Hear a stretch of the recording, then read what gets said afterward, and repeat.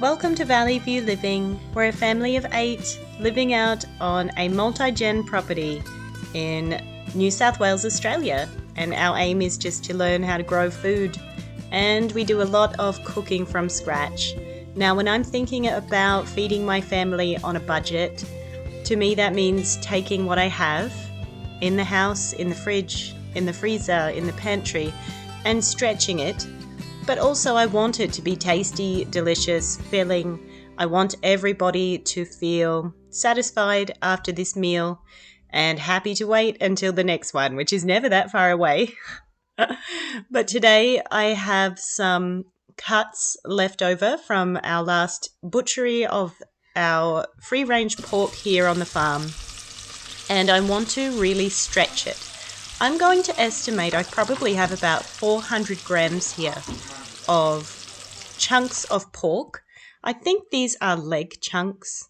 Now, I've just had a rummage around in the fridge and I have some onions. I'm going to dice these up. Well, actually, I haven't diced them. I've sliced them up nicely and I love onion. Doesn't it give so much flavour to anything? Onions, carrots, potatoes, these are the essentials to me. And generally, they're available year-round for a good price. And there's something I know I can turn out a fantastic, there you go, fantastic. That's having that confidence in yourself and your own skills. A fantastic meal for my family, or at least one they're going to eat. And that's what matters. That's what we're here for. So I picked up some curry powder. It's just a nondescript curry powder, that's what it's called, at our health food shop where they sell it in bulk. And I've really only picked up enough for one meal here. I thought I'd give it a go. So basically all I'm going to do is sweat down these onions, 2 whole onions I've sliced here, with some fresh garlic as well. I'm going to put in those pork cubes and then the curry powder right on top. Now, many curries call for like a tomato base or adding some kind of tomato at this point. I'm going to omit that and go straight to just some coconut cream, and I would absolutely top that off with broth, chicken stock, or any kind of stock if I had some. But right now I'm just going to use a little water out of the kettle, and I don't want to water this curry down too much. I want to keep the flavours. It's really just to stretch the sauce to make sure there's enough for everybody. Now, can there be a more frugal meal than stretching out some simple, budget-friendly vegetables, a little meat or protein that you have to hand, flavouring it with plenty of spices, which are very cost-effective, and then stretching it out with 1 tin of coconut milk or cream and a little water. Now, of course, I'm going to serve this with a big pot of fluffy white rice, and I'm going to rummage around in the fridge and see what other vegetables I've got to serve on the side. But if I didn't have any at all, that would also be fine, and that would also fill my family up. Now, I'm at the very start of my bread baking journey. I've invested in this cast iron Dutch oven. I know that when I buy a cast iron piece, it's going to last literally forever and probably outlive me and be passed down to my children. I'm assuming that at least one of them will enjoy cooking the way that I do. And I'm really just at the start of my bread making journey here. I don't have much in the way of skills or knowledge or even experience, but I have looked up a very simple no-knead bread recipe, and I've just gotten that going. I think I actually got this bread dough going the day before and put it in the fridge overnight. Then got it out in the morning and let it rise again. Now, the best proofing that I can find in my house, and it is not warm here yet. We are not in the tropics. We don't have that humid ambient heat in the background at all times. So the best place I've found to rise dough is on the dashboard of my car. With the car all closed up and in the sunshine, it creates a beautiful proofing vessel for my bread dough before I pop it in the oven. Now, the Dutch oven does help bread to cook wonderfully because it creates that steam-filled environment inside the pot. I wanted to make sure that if I was putting the effort into making the dough and the investment, then the bread would turn out edible, at least, and enjoyable at best. I have to say that the no-knead recipe is super simple, of course, but I am going to definitely try some well-kneaded recipes as well, because although we enjoyed and ate the bread, it was a little dense. And in reading up on it, that may be because I haven't hydrated the dough enough, and it may be because it is a no-knead dough. So it's not really getting the gluten elastic. You're not working it through to that point.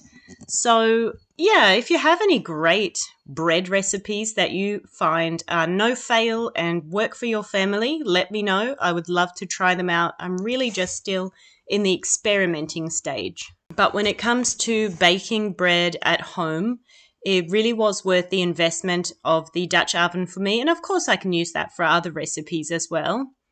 But I've worked out that a loaf of bread here costs around a third of the price of buying the bread. So that is very much worth my time. I just have to find a way to make it a routine. So it's just like learning any new habit. I want to be able to turn it into something that becomes second nature and flows easily throughout the days. We can probably eat a loaf of bread in one day around here. So I've just got the big pot of rice. I found 1 head of broccoli in the fridge I will use up here. Simple steaming. I pop it in a small pot with the smallest amount, a centimetre or 2 of water at the bottom. Put the heat on, the lid on, and it's done in 7 or 8 minutes. Now that curry was so good. It was sweet and yummy. I did season it with a little bit of coconut sugar and a little salt as well. When I'm serving things like that for myself, I just sprinkle some cayenne pepper over the top, and that gives me the spicy kick that I enjoy, while I know that my kids will really love that curry as well. So the bread has turned out, it's fully cooked, it's good. I just don't have those light, airy bubbles that I'm going for. So this is still a work in progress.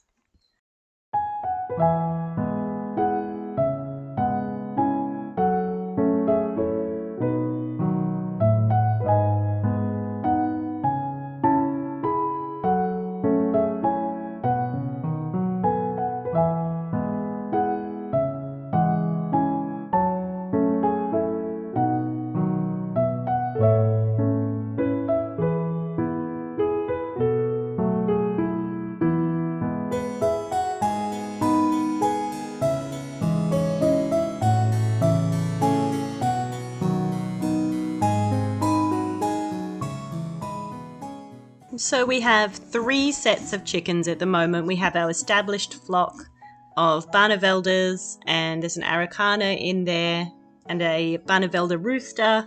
And then we have what we call our teenage chicks, which is the next oldest flock. They must be getting on to between 3 and 4 months old now. And you just saw them grazing outside. They are now safe to leave the chicken tractor during the day, and they do their thing.